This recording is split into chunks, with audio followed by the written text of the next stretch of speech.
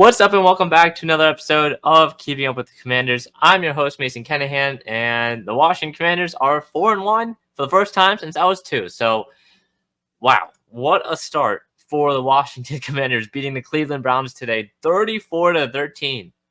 34-13. This is the third straight game where Washington has put up 30-plus points. Don't remember the last time we did that ever, really. So, it just shows, it shows a lot of stuff, but wow. 34-13. Soak that in, people. 34-13. The Washington Commanders are 4-1 through the first 5 weeks. Not only sit atop first place in the NFC East, but has one of the best records in the entire NFL. Who would have? I didn't see this coming. I'm gonna be honest, guys. I did not see this coming. Okay, 4-1, undefeated at home so far this season. 4 games in a row after losing the opener to Tampa Bay. I forgot what it feels like to lose.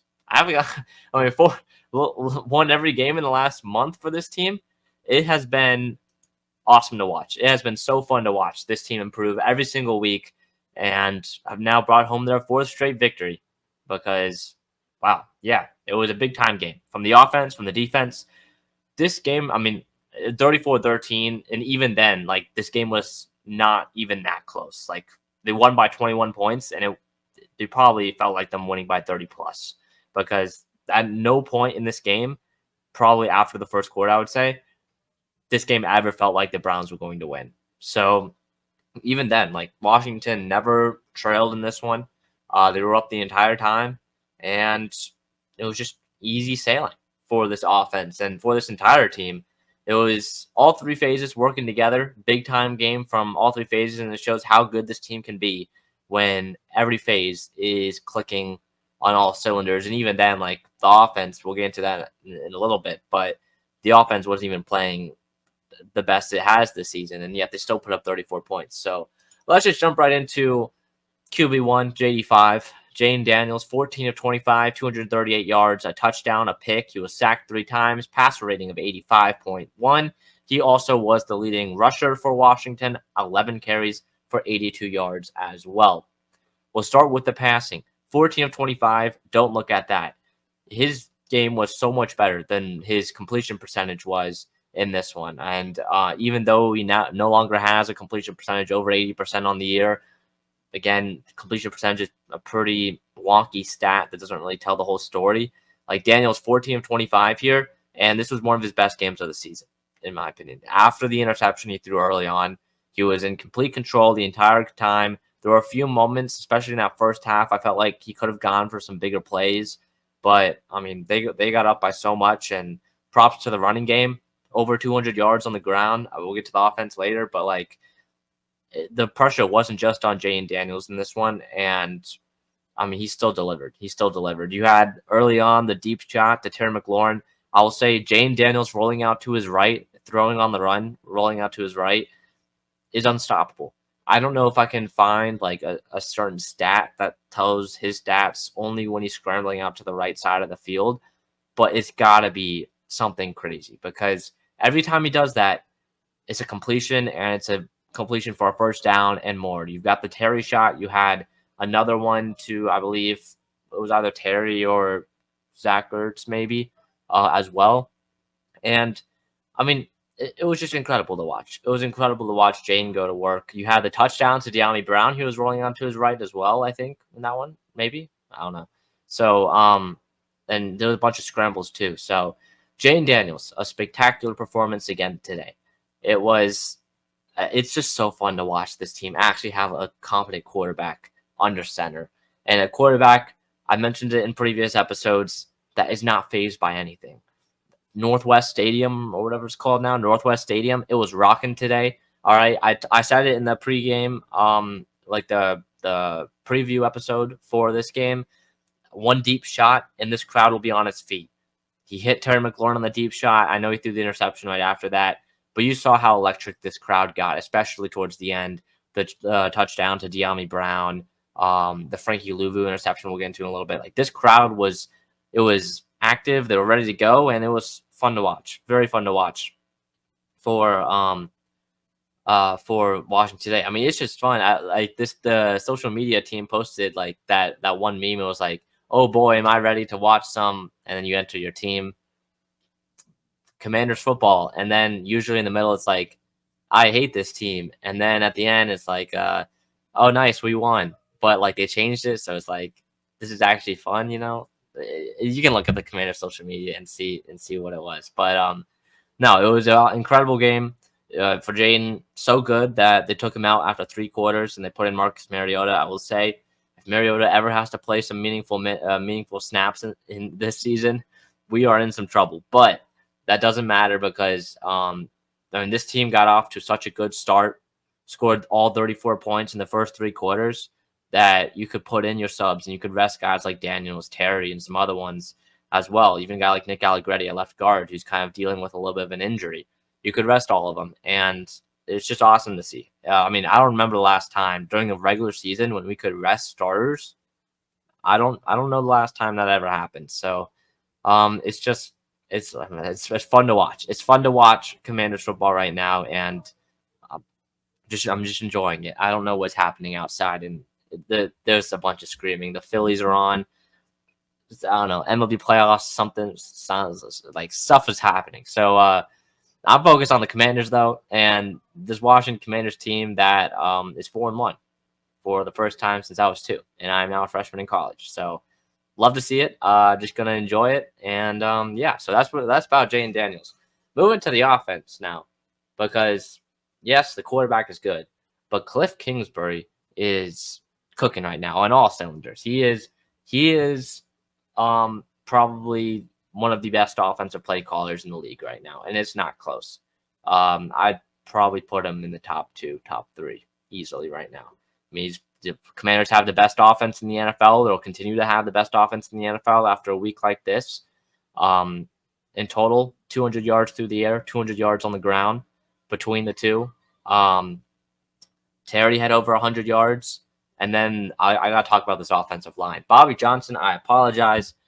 I was a lot lower. I said in past episodes, but I was a lot lower on Bobby Johnson, the offensive line coach for Washington, and that hire. I thought it was the worst hire of the coaches we hired throughout this offseason. But man, this offensive line has turned it around from last season being one of the worst to this season being one of the best. I'm just going to go through the offensive line. Brandon Coleman, 17 snaps, 2 pressures. Sam Cosmi, 37 snaps, 2 pressures. Cornelius Lucas, 20 snaps. Nick Allegretti, 34 snaps. Andrew Wiley, 37 snaps. Each of those players only allowed 1 pressure. And then Tyler Biadasz, one of the best centers right now so far this season, easily, and definitely needs to be talked about a lot more. 37 snaps for him. Did not allow a single pressure this entire game from our starting center, Tyler Biadasz. It is so good. It is so fun to actually have an offensive line that will block well. Again, while Washington has had good offensive lines in the past, you think of the Trent Williams days, Morgan Moses days. But I mean, look, Sam Cosmi on that 4-year extension, he's going to be here for quite some time, or 3-year extension, going to be here for quite some time. Tyler Biadasz was a 3-year deal, and he looks like one of the best centers in the league right now. Andrew Wiley even has had a pretty good start to this season, and he's under contract for the next 2 years. And then even guys like Brandon Coleman, some younger guys that are developing. Coleman, I'll say, has struggled a little bit in this one, but between Coleman and Lucas, that's a great tackle duo that they're kind of rotating in and out right now. And then Nick Allegretti, a guy who was a backup on the Kansas City Chiefs last year, comes in as a starter at left guard, and he is looking like a very good starter. I mean, this is a spectacular performance so far from this offensive line. You limit Myles Garrett. I think it was something like 31 pass rush snaps for Myles Garrett. Only 3 pressures from him, which is a win. All right, 3 pressures might be a lot for some other players, but like when you're going up against Myles Garrett, that's a win. Myles Garrett didn't have a single sack the entire game. I don't think the announcers called his name once the entire game, which is it's crazy. It's crazy to think about how fast this offensive line has turned from one of the worst to one of the best in one off season. So props to Bobby Johnson, the offensive line coach, and guys like Cliff Kingsbury as well, who are putting this offensive line in positions to succeed. This offensive line loves to push people downfield. They are running the ball They did not run the ball last year, but this year they're actually running the ball. They ran it for over 200 yards today. Plus, you have in pass block and pass pro, you have guys like Jayden Daniels getting the ball out quickly as well. I know Hal last year was very controversial. Hal kept the ball the longest in the entire league last year. And now you have Jayden Daniels, who's getting the ball out the quickest out of any quarterback so far this season. I mean, there's a lot of things that changed with this offense, and I mean, you just like to see it. It's so fun to watch. Probably the most explosive offense right now in the entire league. It got over stuff like the Bills and Ravens. I mean, this next game next week against the Ravens is going to be something to watch. I am excited for it. Unfortunately, it's not going to be moved to prime time due to some TV network stuff, but I think NBC tried to move it to Sunday Night Football, but is protected by CBS, I believe, that has the game next week. So Jayden Daniels against Lamar Jackson next week will be cinema. It will be cinema. In terms of some other stats, Austin Eckler, 6 carries, 67 yards. Good to have him back. He looked awesome. Had 2 big carries, one of them for 50, and then I have no clue what's happening out there. Austin Eckler had 1 big carry for 50 yards and then some other ones as well. Jeremy McNichols, what a game from him. 7 carries, 44 yards. He came in the fourth quarter, had a big run of 28 yards in that one. Also had a touchdown too. Brian Robinson had 7 carries for 18 yards and 2 touchdowns. Definitely more of a power back usage for Brian Robinson. But getting the ball down into the red zone, that was mostly one big play from Austin Eckler on the ground game. But beyond that, it was the passing game. Terry McLaurin, 4 catches, 112 yards for number 17. Dyami Brown had a 41-yard touchdown, or maybe it was a little bit less than, 41-yard touchdown. 2 catches for 57 yards for him. Austin Eckler had 2 catches out of the backfield. He had a 33-yard catch or screen or play as well for him. Even Bryson Tremaine had a catch. All right, guys coming out the practice squad. I thought a guy like Olamide Zaccheaus would have needed a big game today, where someone would have to step up. And it wasn't Zaccheaus, but a guy like Dyami Brown, 2 catches for 57 yards. He had the deep touchdown as well. I mean, even then, like, you're still winning this game by a lot because we'll get into the defense in a little bit, but it was easily the best defensive performance of the year so far for your team. But Luke McCaffrey had 3 catches for 19. Zach Ertz, 2 catches for 10. So it was just a good game all around from this receiving unit. 7 different guys had a completion in this one. But yeah, overall, great game from this offense. The only hiccup would probably be Terry McLaurin had like a little fade route in the back of the end zone, dropped it, and then he also had a fumble to start the second half as well. So it's crazy that, I mean, 17 was our guy who kind of let Washington's offense down a few times, but I mean, it just shows how much better this offense has gotten over the course of just this offseason. So it's awesome to see. It's so fun to watch. I'm having the time of my life being a Commanders fan right now, and also in the Philly area. It's fun. It's fun letting Philly fans know about it. So the offense, great stuff, but we got to talk about this defense because this defense set the tone for the game, and they delivered the entire game. Guys were everywhere. One guy I want to mention, number 4, Frankie Luvu, was flying around everywhere. I mentioned him last week too, but if I had to give a player of the game to someone, it would be Frankie Luvu. Easily the player of the game. This guy had 7 tackles, 2.5 sacks, 2 tackles for loss. He also had an interception too as well. It was like Deshaun Watson. Bobby Wagner came in and kind of knocked his arm as he was throwing it. Falls right into the hands of Frankie Luvu. But I want to kind of go into a little bit of some more advanced stuff. So Frankie Luvu rushed the passer 10 times. 10 times. He rushed the passer 10 times today. In those 10 snaps, he had 5 pressures on Deshaun Watson. PFF doesn't count half sacks, so three of those being sacks. And then a 93.5 pass rush grade. It was one of the best performances I have seen ever from a Washington Commanders defensive player in a single game. No exaggeration.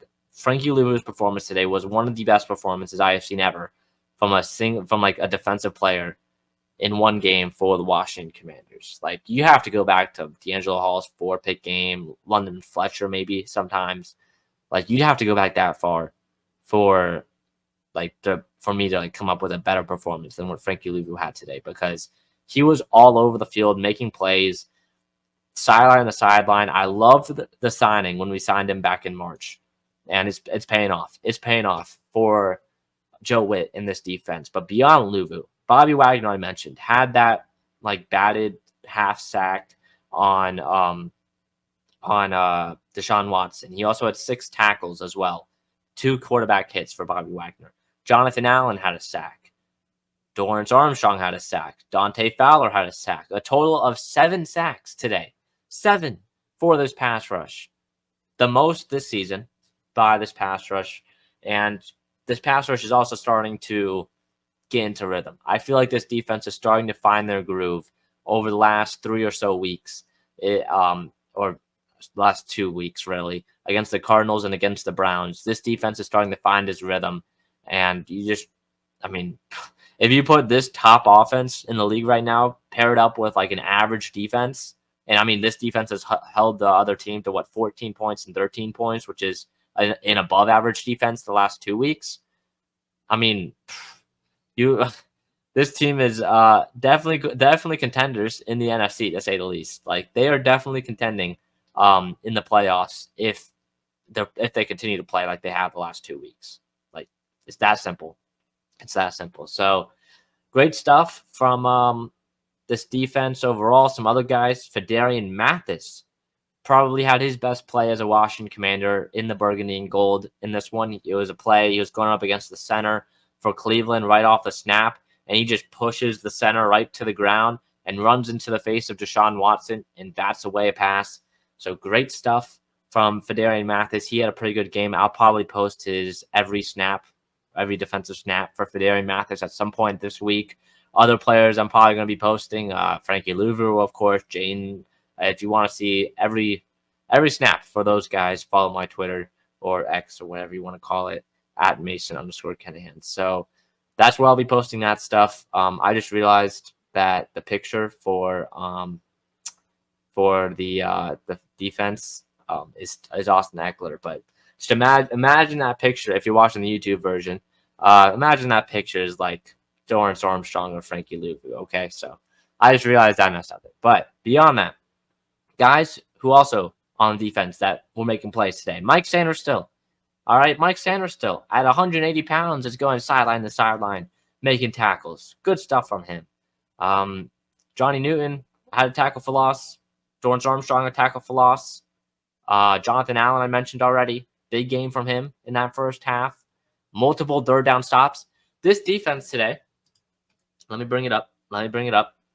This defense, 212 total yards allowed.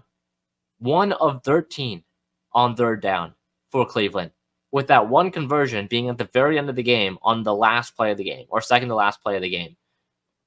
1 for 13 on third down for this Cleveland offense. And that only convert. So they were basically over 12 until that last play of the game, which is just crazy. That's crazy. I already mentioned it. 1 interception and 7 sacks for this defense as well. Joe Witt, I know he mentioned it, I think a couple weeks after the game last week, he kind of simplified this defense a little bit for his players, and it has paid off the last couple of weeks. It might be slightly simpler, but if they can continue how they're playing the last couple of weeks into next week against Lamar Jackson, it'll be a lot tougher of an offense, that's for sure. But against Lamar Jackson and the Baltimore Ravens, and then into the following weeks against Carolina and Chicago, oh man, this team could be like 7-2, maybe 7-2, 6-3 at the halfway point of this season. We're 4-1 right now, and we still got Carolina, Chicago, New York in the next month after this Ravens game next week. This team could be up there, top 3 seed in the NFC at the midway point, which, I don't want to get too far ahead of ourselves there, but it is definitely possible. So shout out Joe Witt in this defense because it was awesome. Even Jamin Davis had a pretty good play towards the end there. One more thing I want to mention. Emmanuel Forbes, 4 total snaps today. 4 total snaps for Emmanuel Forbes. Definitely prioritized. I saw a lot more Noah Ibenogany in the slot. and then Michael Davis out there as well on the outside. So a lot more Michael Davis, a lot more Noah Igbenogany, and even Igbenogany is having such a good game, or such a good performance so far this season. Like, I'm pleasantly surprised about what I've seen from Noah I so far. So, yeah, Igbenogany is definitely the move over Emmanuel Forbes. Forbes came in towards the end of the game. Yeah, but yeah. Some other guys, Nick Bellore even got time in defense. I'm looking at the box score. 4 tackles for him. Pretty solid. So, yeah, pretty good stuff. Pretty good stuff from this defense. Moving on now to some other last-minute notes. Special teams, special plays, special players, or is it plus special players plus special plays? I don't remember the order, but Jeremy McNichols, 4 tackles on special teams. 4 tackles on special teams for the running back. RB3 has solidified his spot as the RB3 on this roster. Definitely is going to get some more playing time moving forward. But, man, 4 tackles on special teams for the running back. So, great stuff from him. Some other notes. I already mentioned the Terry stuff. Austin Seibert, 2 of 2. Kicked a 30-yarder. It was 2 kind of chip shot field goals. Made all of his extra points. Remains perfect in the burgundy and gold for Austin Seibert.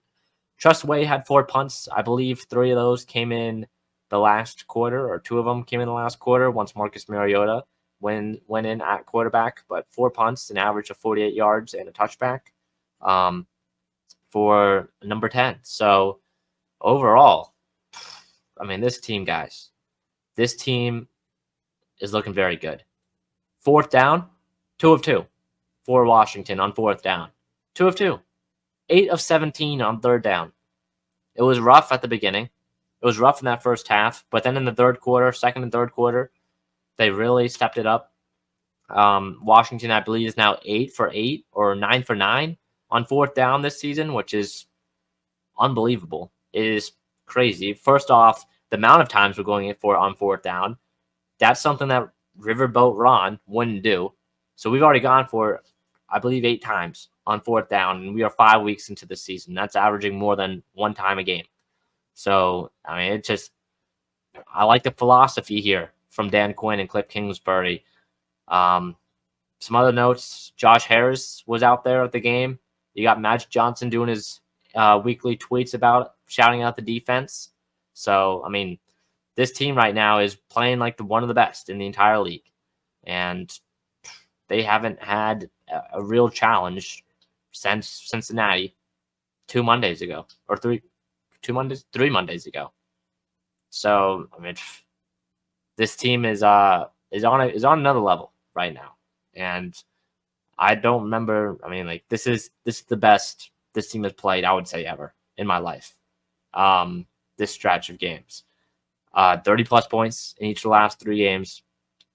I believe someone said over 150 points in 5 games, which is a record for a team with starting a rookie quarterback. Jayden Daniels is making headlines and breaking more records. First rookie quarterback ever with 1,000 passing yards and 250 rushing yards in his first 5 games. I mean, like, this offense is rolling. Nothing can stop them. I will say I was concerned about this offense. I did not expect them to put up 30-plus points again. I thought they'd put up 24, and then I increased it right before game time. I said there was 28. They put up 34. They won 34-13 against this Browns team, which is not good. They've got a lot of questions, Cleveland. They have a lot of questions. And they've had questions for quite some time now, and they're going to have some uncomfortable conversations there. But still, going up against a veteran defense that has guys like Denzel Ward, Myles Garrett, and is coached by Jim Schwartz, putting up 34 points against them is pretty good football. It's pretty good football. So that is pretty much all I got to say about this one. Hopefully Dan Quinn, I mean, I think Quan Martin exited the game for a little bit. I don't think... Oh, Dan Quinn presented London Fletcher a game ball, which is pretty cool. And yeah, I don't think the there was any notable stuff from his post-game press conference. I was going through it now. But, and they changed Frankie Luvu's interception to a fumble recovery. So Luvu actually had a fumble instead of a interception. So, yeah, that is it, though, for this episode. We've got some great guests coming onto the podcast over the next of this week. It's the Battle of the Beltway. All right, Battle of the Beltway. We've got some good guests on Friday. So be ready for that. And then, of course, the post-game pod will be also with a guest, which I'm excited. Both of them are Ravens fans that we'll be talking to. So I'm excited for this. Big week ahead. Big week ahead for Washington. Cannot wait. Washington against Baltimore next Sunday, 1 p.m. Battle of the Beltway in the bank, or in M&T Bank Stadium. So that'll be fun to watch. But yeah, that'll do it for today's episode of Keeping Up with Commanders. See you in the next one. Peace.